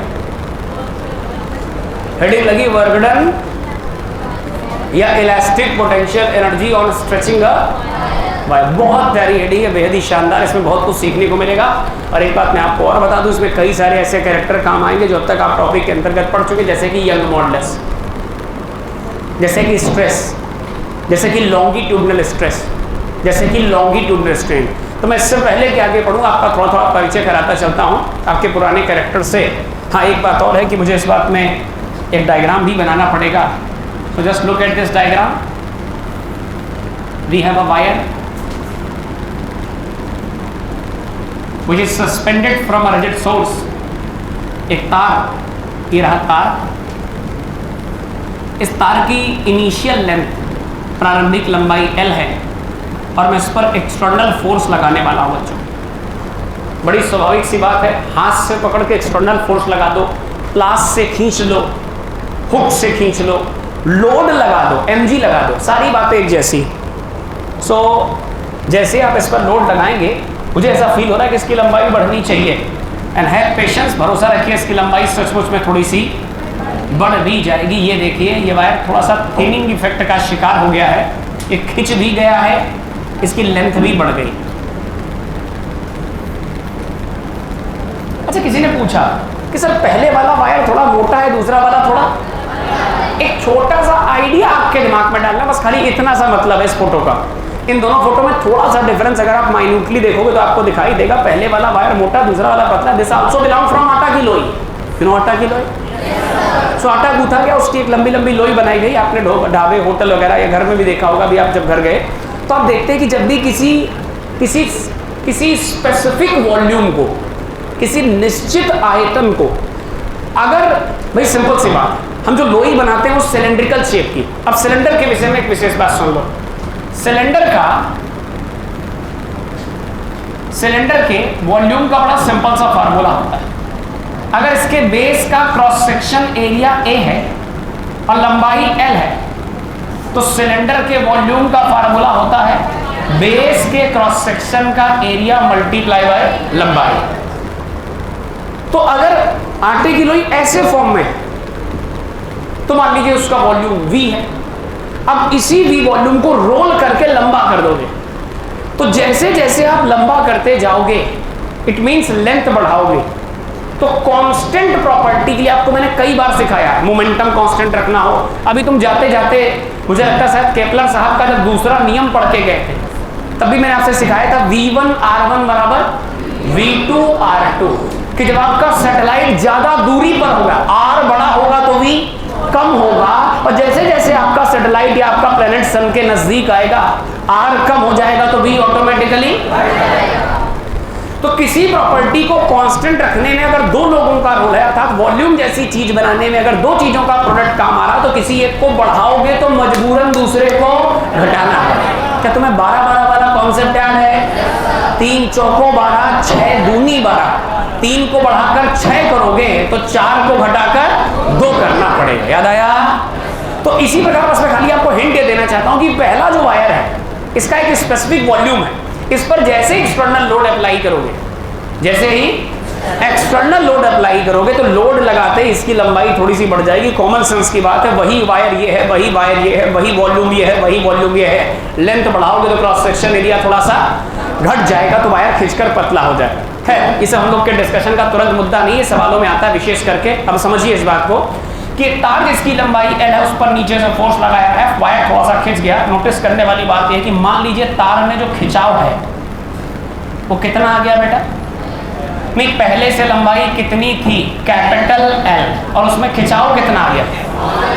Small l। हम कहते हैं अगर थोड़ा सा फोर्स और लगा दो, क्या बोला बेटा, क्या बोला, क्या बोला? तो क्या इसमें थोड़ा सा dl और बढ़ जाएगा? अब नोटिस करना, इनिशियल लंबाई फिक्स है, फिर से बोलो, आपके लोड लगाने से बढ़ोतरी कितने की हुई है? L की स्मॉल l की? हम कह रहे हैं थोड़ा सा फोर्स और लगाओ, क्या थोड़ा L और बढ़ जाएगा? और स्मॉल l का छोटा सा टुकड़ा d है, इतना होल्ड करके किनारे कर लो। अब काम पे आओ, जरा मुझे बताओ, ये लंबाई वाला खेल है, क्या तुम इसमें E बराबर स्ट्रेस अपॉन स्ट्रेन लिख सकते हो क्या? हुक का नियम क्या कहता है, चलो बताओ। अरे बच्चे को बता, E बराबर ऊपर स्ट्रेस आएगा और नीचे तो E बराबर स्ट्रेस अपॉन, अगर मामला लंबाई का तो क्या E का नाम बदल जाता है? सुना, इसका नाम यंग मॉडुलस पड़ जाता है, तो नाम पड़ जाएगा यंग्स मॉडुलस बराबर longitudinal stress upon longitudinal strain. क्या मैं सही बोल रहा हूं? कोई समस्या? तो यंग मॉडुलस बराबर ऊपर स्ट्रेस के नाम पर स्ट्रेस का फार्मूला आता है क्या? अरे स्ट्रेस का फार्मूला होता है रिस्टोरिंग फोर्स पर यूनिट, और स्ट्रेन का फार्मूला होता है change in length upon original length. Notice करिए, चेंज इन लंबाई कितनी है? छोटा वाला है। ओरिजिनल लंबाई कितनी है? बड़ा वाला है। मतलब अगर आप चाहें तो इसे छोड़ दीजिए, हटाओ, पहले इतना था, अब खिंचकर इतना हो गया। अभी डीएल का रोल बताते हैं, अभी इतने को होल्ड कर लीजिए, सही है, ठीक है। वाई बराबर ऊपर F अपॉन ए, नीचे डेल्टा L अपॉन L या स्मॉल l अपॉन। यहां से F निकालो, तुम्हें चाहिए क्या? वर्कडन का फार्मूला था W बराबर F D cos theta. Force चाहिए कि नहीं चाहिए? अरे फोर्स मिलेगा तभी तो वर्कडन मिलने की संभावना है। सो वर्कडन के लिए फोर्स का जुगाड़ करना पड़ेगा, तो फोर्स को होल्ड करो, बाकी सारे एक तरफ भेजो। चलो भाई, फोर्स का फार्मूला F बराबर YAL upon F। Come on बोलो बेटा, F बराबर YA छोटा वाला L अपॉन, तो ये समस्या पक्का पक्का, ऑल राइट, ऑल राइट, ठीक है।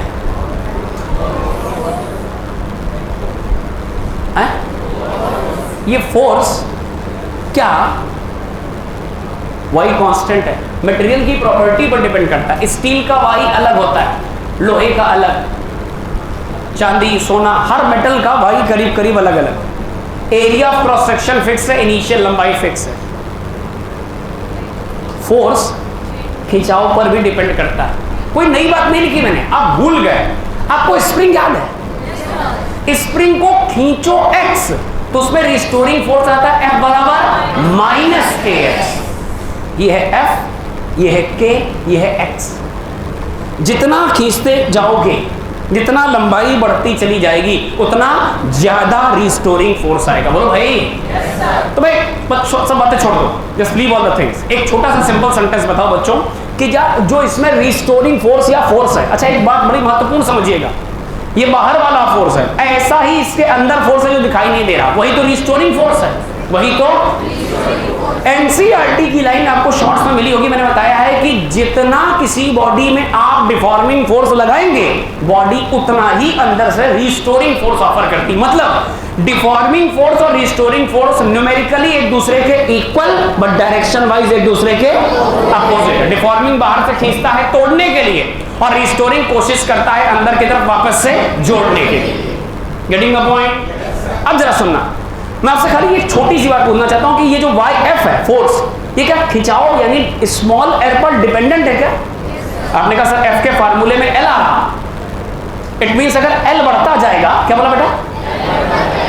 L बढ़ता जाएगा तो F भी बढ़ता जाएगा। अब जरा बताइएगा, हम कह रहे हैं लोड और बढ़ा दो, लोड तो ये छोटा वाला एल और बढ़ जाएगा, और खींचेगा और खींचेगा और खींचेगा, और जैसे जैसे एल में परिवर्तन होगा वैसे वैसे परिवर्तन होगा। मतलब कांस्टेंट है कि वेरिएबल है? वेरिएबल फोर्सेस के अंतर्गत किए गए वर्कडन का फार्मूला अलग होता है। दो प्रकार के वर्कडन, कांस्टेंट फोर्स वाला वर्कडन और वेरिएबल फोर्स वाला वर्कडन। जरा बताइए वेरिएबल फोर्स का वर्कडन क्या होता है? आपने कहा सर वेरिएबल फोर्सेस के केस में डायरेक्ट वर्कडन निकाला, छोटे से टुकड़े का वर्कडन निकालते हैं, छोटे से टुकड़े के वर्कडन को इंटीग्रेट कर दो तो पूरा वर्कडन आ जाता है। सो इंटीग्रेशन का सहारा लेना पड़ेगा। मैं लिखूंगा वर्कडन बराबर छोटे से टुकड़े का वर्कडन, थोड़ा सा खींचने में किया गया वर्कडन। अब इंटीग्रेशन ऑफ W का formula force multiply by displacement. आपने फोर्स कितना लगाया? कितना लगाया? सही बात है। अच्छा अगर इसको थोड़ा सा खींचो, कितना खींचो? तो अगर L के आगे, अब उस बात का इंपॉर्टेंस है, इसको मैंने बीच में मिटा दिया। अगर L के आगे आसिफ एंड कैफ बात नहीं करो, अगर L के आगे थोड़ा सा खींचोगे तो क्या मुझे थोड़ा सा DL खींचना पड़ेगा? सो वर्कडन प्राप्त करने के लिए अगर मामला वेरिएबल फोर्स का है तो थोड़ा सा वर्कडन निकालकर उसे इंटीग्रेट करना पड़ेगा। जिस प्रकार डिफरेंशिएशन बड़ी चीजों को छोटे छोटे टुकड़ों में तोड़ता है, उसी प्रकार इंटीग्रेशन छोटे छोटे टुकड़ों को जोड़ता है। सो DW के लिए मुझे फोर्स इनटू छोटा सा डिस्प्लेसमेंट, छोटा सा डिस्प्लेसमेंट का मतलब DL। सही बात है। अब मैं आपसे कहूं बच्चों मुझे इसके आगे की कहानी मत बताओ, बट इसकी इतने की ही कहानी बता दो कि L खींचने पर कितना बेटा, स्मॉल L खींचने पर कितना काम करना पड़ा, कितनी एनर्जी स्टोर हो गई। तो आपने कहा सुनिए सर शुरुआत में स्मॉल L नहीं था, शुरुआत में बोर्ड देखो, शुरुआत में स्मॉल L नहीं था और खिंचते खिंचते स्मॉल L आ गया। तो हमें खिंचाव दरअसल कहां से कहां तक नोटिस करना बताइए? L की शुरुआत से L के खत्म होने तक, अर्थात L बराबर 0 से L बराबर, यही लिमिट बन जाएगी 0 से 1 नंबर बात। कैसी बात बेटा? F का फार्मूला बोलिए, अरे F का फार्मूला बोलिए, इंटीग्रेशन ऑफ फोर्स की जगह बेटा भाई AL अपॉन L, सही है, मल्टीप्लाई बाय DL, लिमिट 0 से L, वाई के साथ constant, area of cross section लगभग कांस्टेंट, इनिशियल लंबाई कांस्टेंट को छेड़ो नहीं वेरिएबल को, तो भाई L को बाहर कर लिया जाए क्या? सो भाई L बाहर चला गया, इंटीग्रेशन में कौन बचा? स्मॉल L मल्टीप्लाई बाय, क्या तो इंटीग्रेशन आता है? इंटीग्रेशन कहता है पावर को 1 बढ़ा दो, जितना ऊपर है वही नीचे कॉपी कर दो। क्या पावर 1 है? इंटीग्रेशन कर पाओगे? सो लास्ट स्टेप में मैं अगले पन्ने पर लिखने जा रहा हूं W बराबर इंटीग्रेशन ऑफ 0 से L LDL और बाहर रहेगा YA अपॉन L। चलो ये बोलो फिर से बेटा, वर्कडन बराबर YA अपॉन L इंटीग्रेशन 0 से L LDL। Y constant, A constant, L constant, L की 1 पावर का इंटीग्रेशन करोगे तो L की पावर 1 + 1 ऊपर भी दो, लिमिट 0 से, लिमिट रखनी आती क्या? पहले रखो फिर लगाओ फिर रखो, क्या लोअर लिमिट 0 है? तो 0 का स्क्वायर भी, उसे लिखने की आवश्यकता, तो आंसर बोले YAL स्क्वायर अपॉन 2L। क्या बोलती बंगले? अब सबसे बड़ी समस्या इसमें आ रही है कि इसमें सारे अलग अलग कैरेक्टर आ रहे हैं, न कहीं स्ट्रेस का कोई नाम, न कहीं स्ट्रेन का कोई नाम। We will have to set a jugaad so that जो नाम हमने पढ़े हैं वो भी इस फॉर्मूले में आ जाएं, उस सभी काम के लोग हैं। जैसे आप अलग अलग कैरेक्टर्स को पहचानते हैं, आलस नहीं करिए बेटा, आप अलग अलग कैरेक्टर्स को पहचानते हैं। जैसे W क्या है? तार को खींचने में किया गया वर्कडन यानी काम। Y क्या है? तार का यंग मॉडुलस। A क्या है? एरिया नहीं बोला करो, क्रॉस सेक्शन एरिया। L क्या है? लंबाई में बढ़त, चेंज इन लेंथ। बड़ा वाला L क्या है? इनिशियल नंबर, और 2 तो 2 है।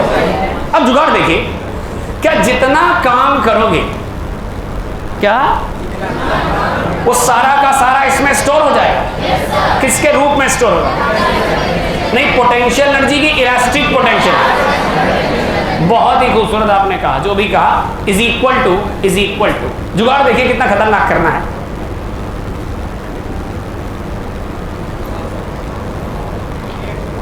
हाफ की जगह वाई की जगह ए की जगह। ये सब पहचान के लोग हैं, बट अभी कोई सेटिंग वाला नहीं मिल रहा। अब जुगाड़ देखिए कितना खतरनाक। ऊपर छोटा वाला है, छोटा वाला है, 2 बार, और नीचे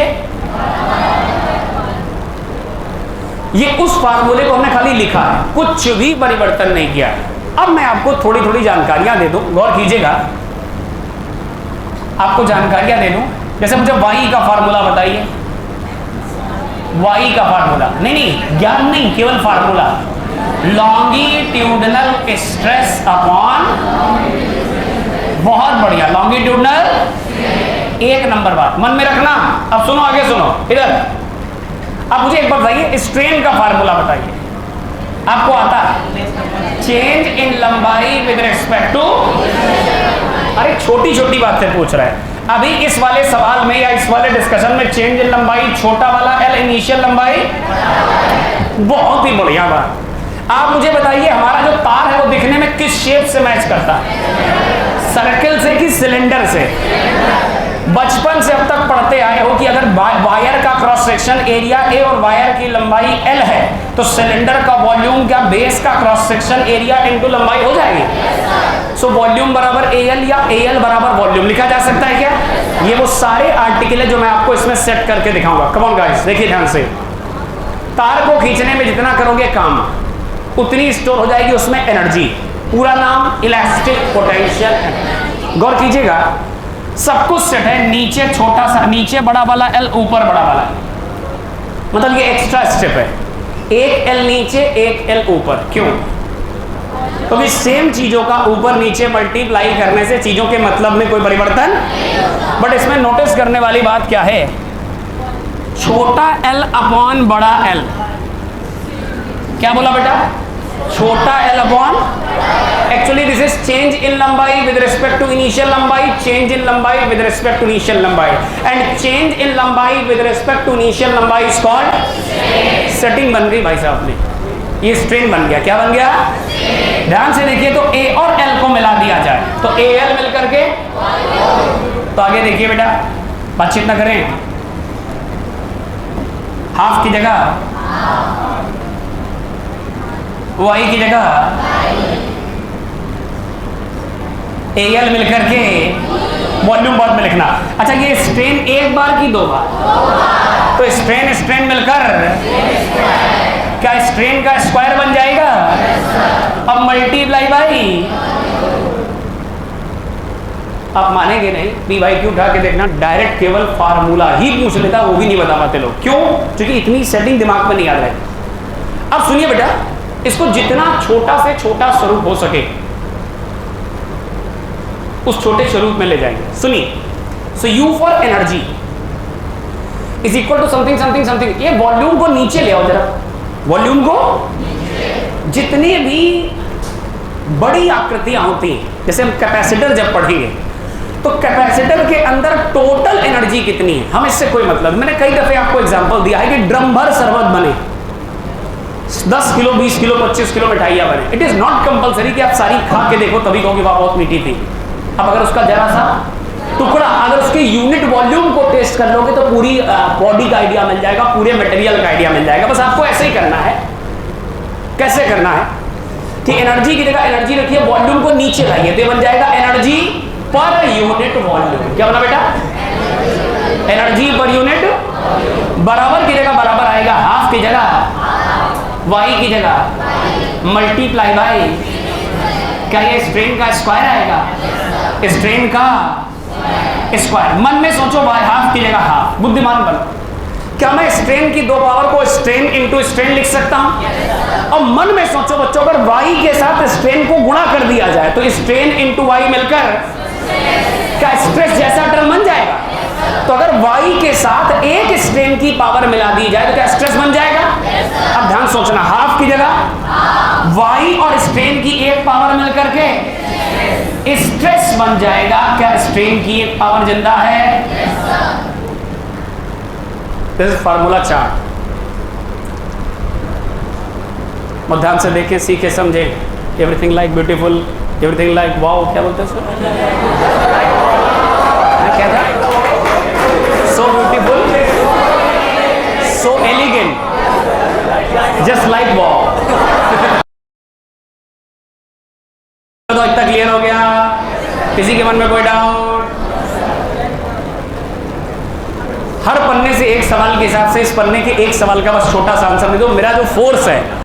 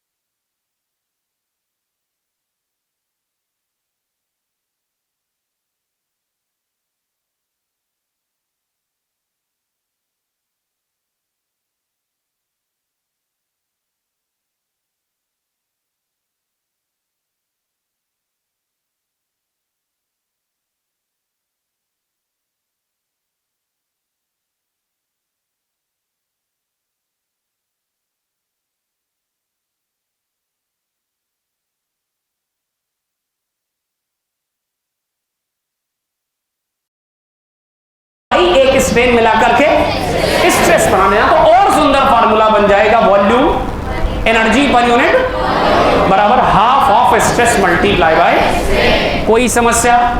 तो फिर देर किस बात की, चट से नोट करो।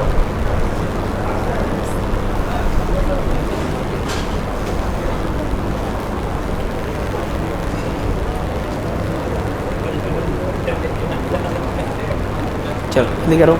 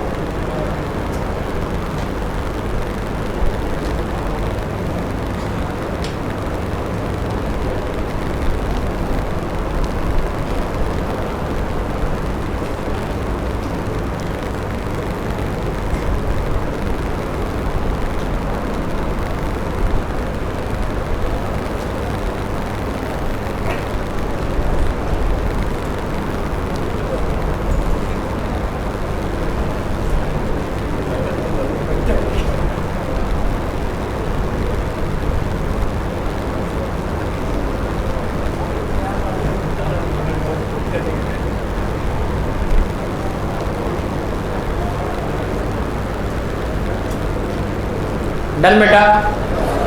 All right. तो क्या मुझे पन्ने पलट देने चाहिए? ठीक है, 30 सेकेंड।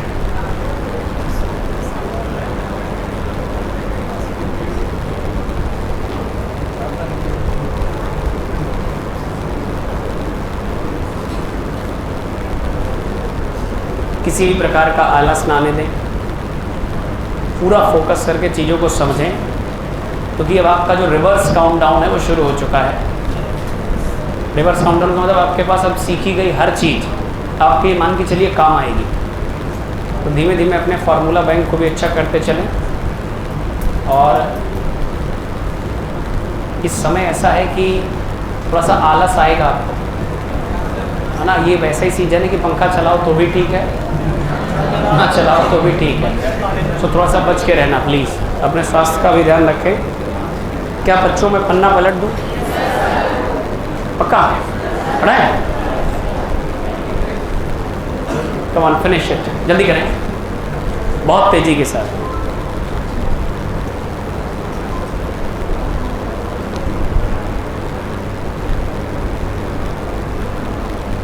सब देख लिया हमने।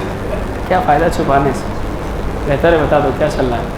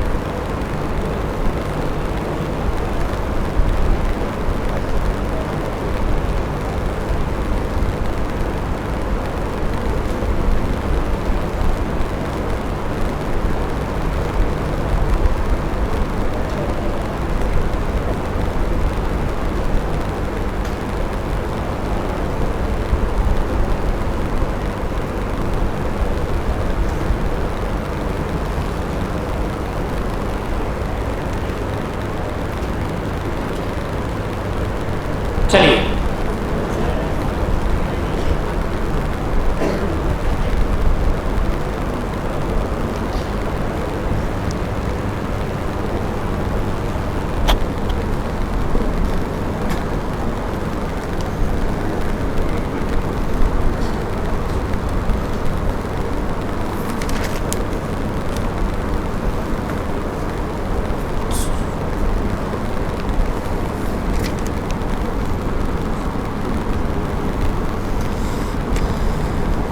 एक सवाल करेंगे। क्या करेंगे बेटा? अरे सवाल करेंगे।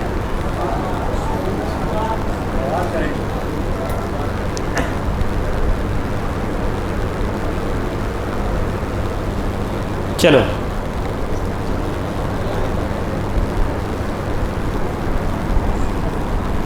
लिखे जरा। I think it is done.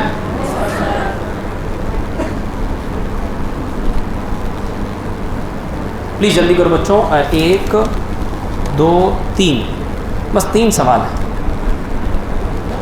3 है, वैसे तो 4 हैं।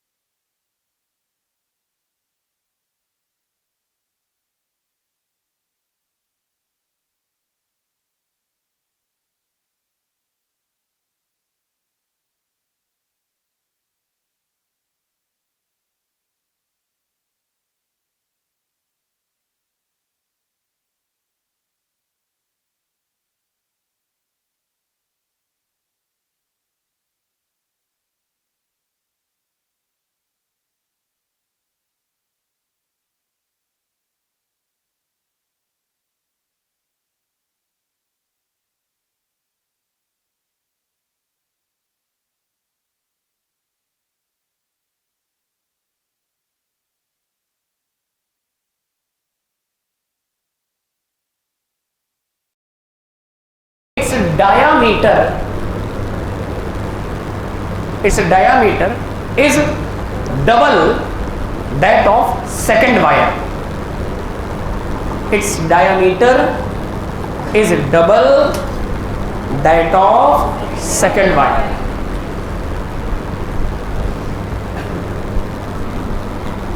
If equal loads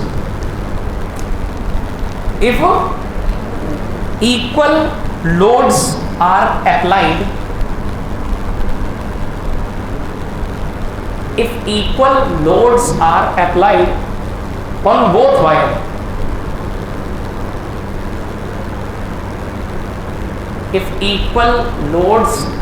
applied, on both wires, then find the ratio of increase in their length.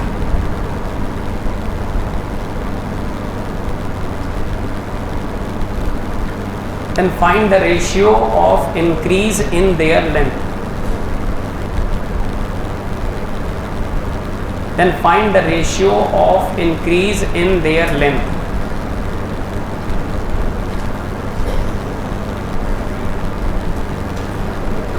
Right.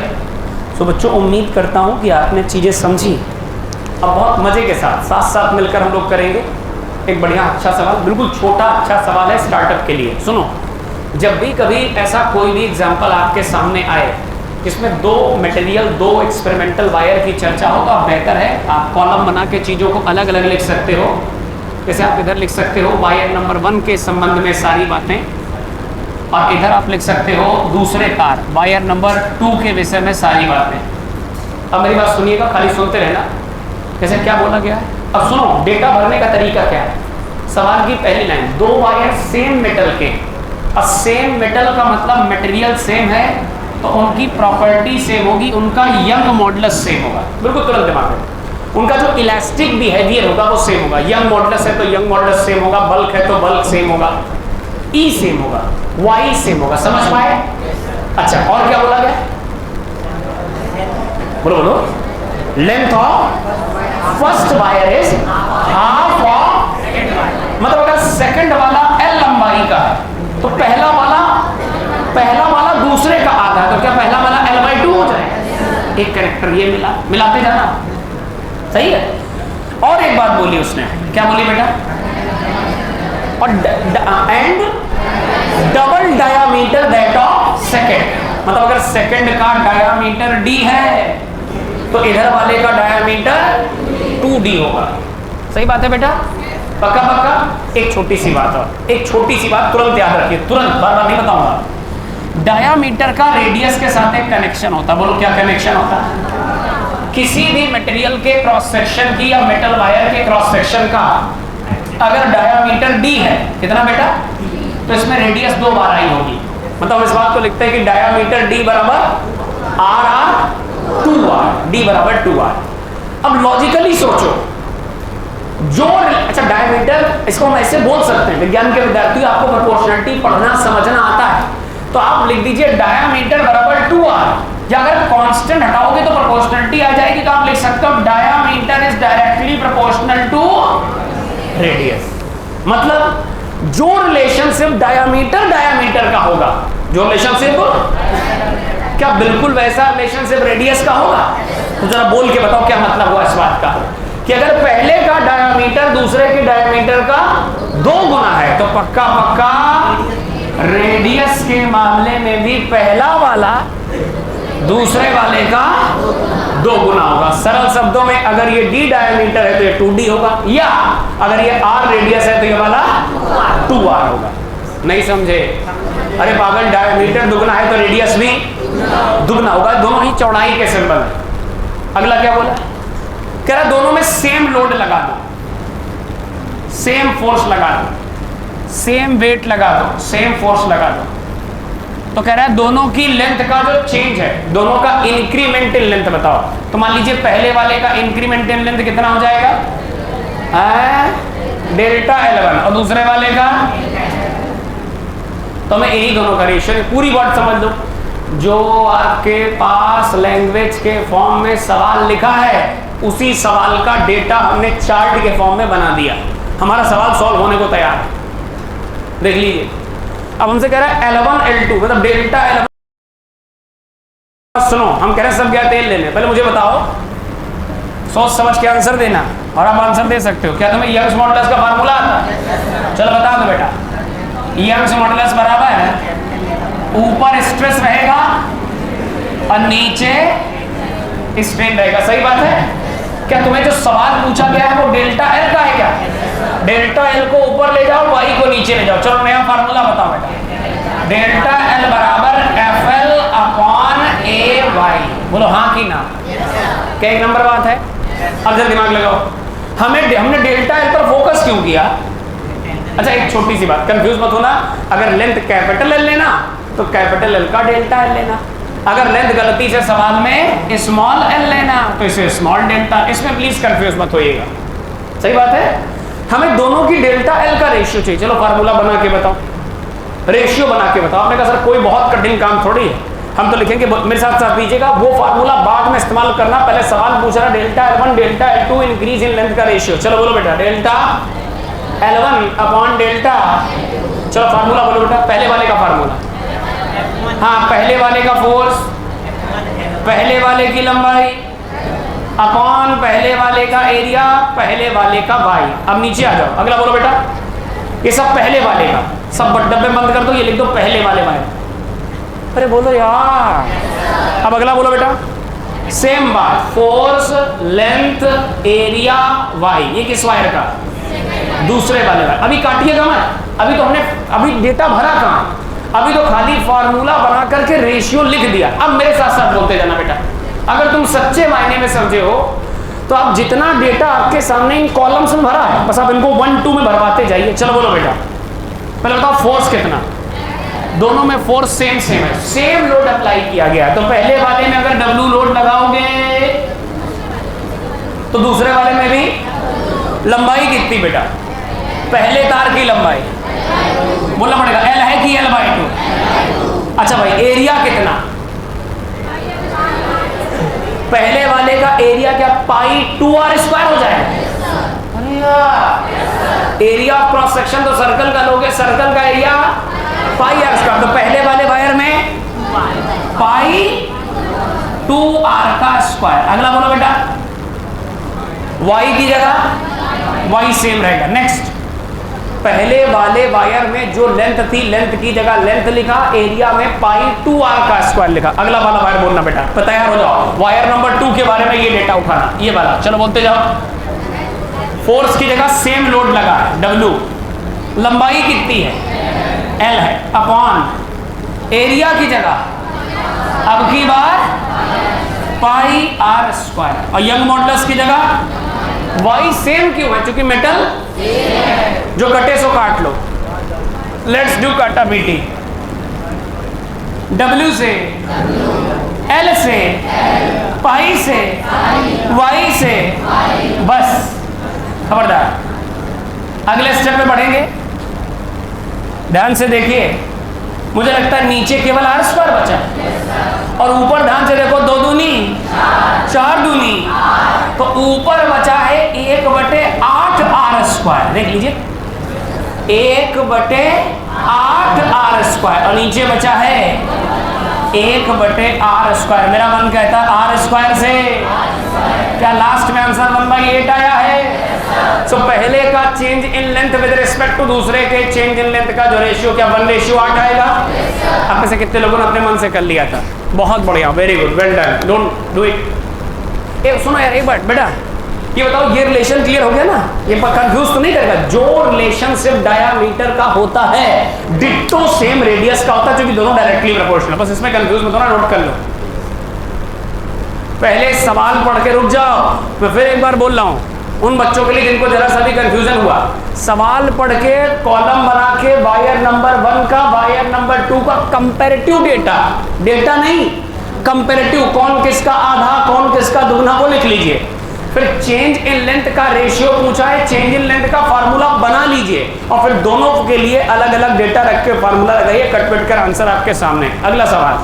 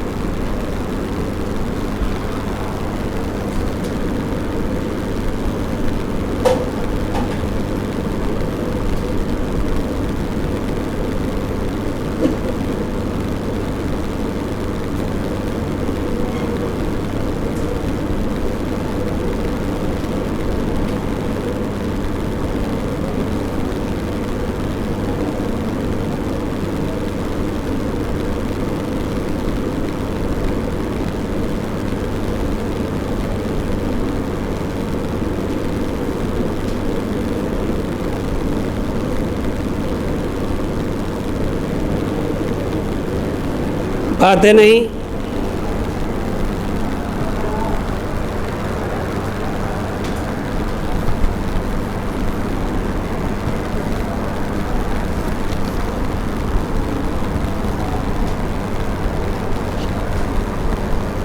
चलिए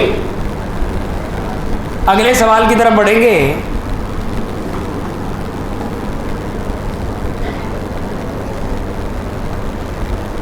नोट कीजिए, I think it is done. अगले सवाल का डेटा जरा लिखो बेटा। क्या बोले बोले बेटा, क्या ये वाला डन हो गया सबका? बहुत ही बढ़िया। अगला सवाल बहुत ही शानदार, थोड़ा सा सर्कुलर की कॉन्सेप्ट का आप इस्तेमाल करिएगा और मुझे आशा ही नहीं है, पूर्ण विश्वास है आप सवाल को अगर पूरे मन से कोशिश करोगे तो कर ले जाओगे। ठीक है, 2 सवाल, हालांकि टारगेट में तो 3 है, बट 2 तो कम से कम करने ही करने, और दोनों छोटे छोटे सवाल है। सवाल लिखे हुए यदि दूसरा सुनिए, पहले सवाल को समझ लीजिए है क्या। असल में एक तार लिया गया, एक वायर लिया, और वायर के एंड पॉइंट पर एक पत्थर, एक मास बांध दिया। पीछे वाली चीज बातें नहीं करो, अबे गधे इतने करीब से बात नहीं की जाती, डिस्टेंस रखी जाती।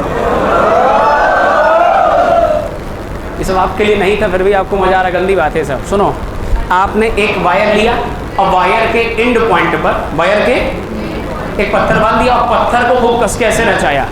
अच्छा, आपको क्या लगता है वो जो पत्थर है, वो जो स्टोन है, वो कौन से पाथ पर आ गया? और सर्कुलर पाथ पर किसी बॉडी को रिवॉल्व करने के लिए सेंट्रीपिटल फोर्स चाहिए होता है, और सेंट्रीपिटल फोर्स के 2 फार्मूले होते हैं, या तो mv² या तो mr²। अब सेंट्रीपिटल फोर्स कहीं से लाना नहीं पड़ता, वो फोटो में होता है, बस खाली खोजना पड़ता है। तो जरा बताओ, जो तार है उसके एंड पॉइंट पर पत्थर बंधा है जिसको आप गोल गोल घुमा रहे हो, उसे सर्कुलर मोशन परफॉर्म करने के लिए जो सेंट्रीपिटल फोर्स मिलेगा वो कहां से मिलेगा? क्या तार की टाइटनेस से मिलेगा? मतलब तार में टेंशन होगा, तार में खिंचाव होगा। अच्छा, तार में अगर खिंचाव होगा तो क्या संभावना है कि तार लंबाई के हिसाब से थोड़ा सा बढ़ सकता है? बोलो यार, आपको अगर बिलीव ना हो तो आप स्प्रिंग के साथ ऐसा करके देख सकते हैं। एक स्प्रिंग के किनारे अगर पत्थर बांधकर स्प्रिंग को नचाया जाए तो सामान्य लंबाई का स्प्रिंग क्या अपनी औकात से ज्यादा खींचकर लंबा हो जाएगा? इट मींस टेंशन की वजह से उसकी लेंथ में बढ़ने के चांसेस है। सो यहाँ इलास्टिसिटी का एक सवाल बन सकता है। सवाल लिखें, सवाल लिखें, बेहद ही खूबसूरत लिखें। Copper wire of negligible mass, अब कॉपर वायर एक तांबे का तार जो कि लगभग ना के बराबर मास का है। A copper wire of negligible mass, a copper wire of negligible mass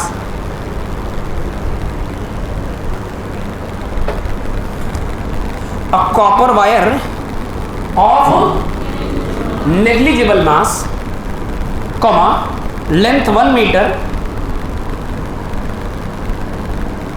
comma, length 1 meter, length 1 meter, and cross section area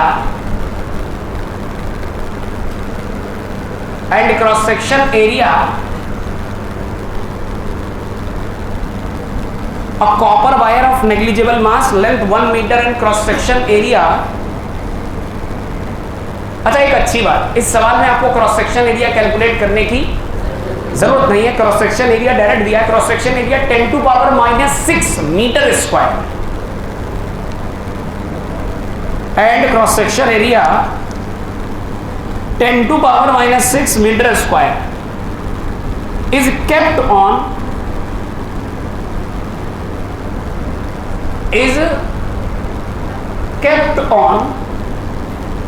a smooth horizontal surface, kept on a smooth horizontal table। लिख दीजिए बेटा, is kept on a smooth horizontal table, is kept on a smooth horizontal table with one end fix, is kept on a smooth horizontal table with one end fix। इसका एक and fix कर दिया गया।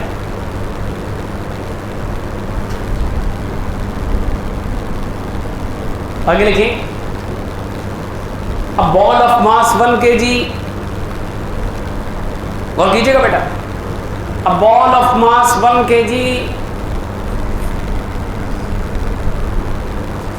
a ball of mass 1 kg is attached to the other end.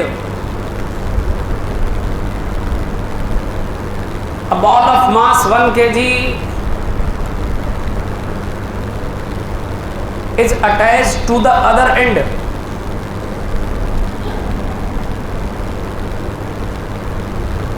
The wire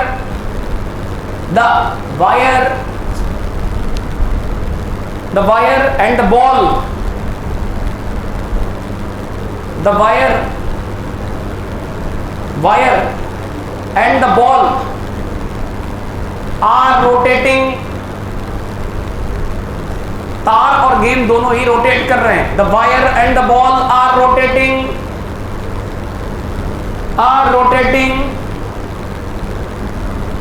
with an angular velocity of 20 radian per second.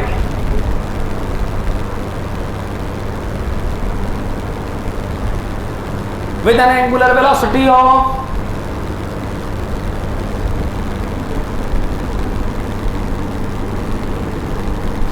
20 radian per second.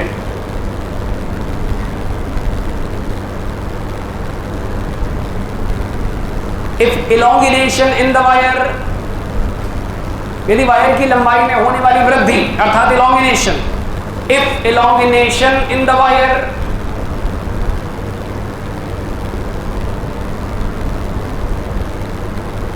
is 10 की power -3 metre,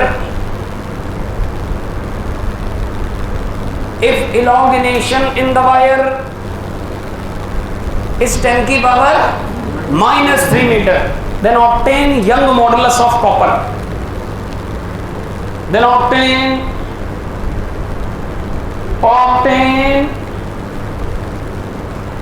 Young modulus of copper.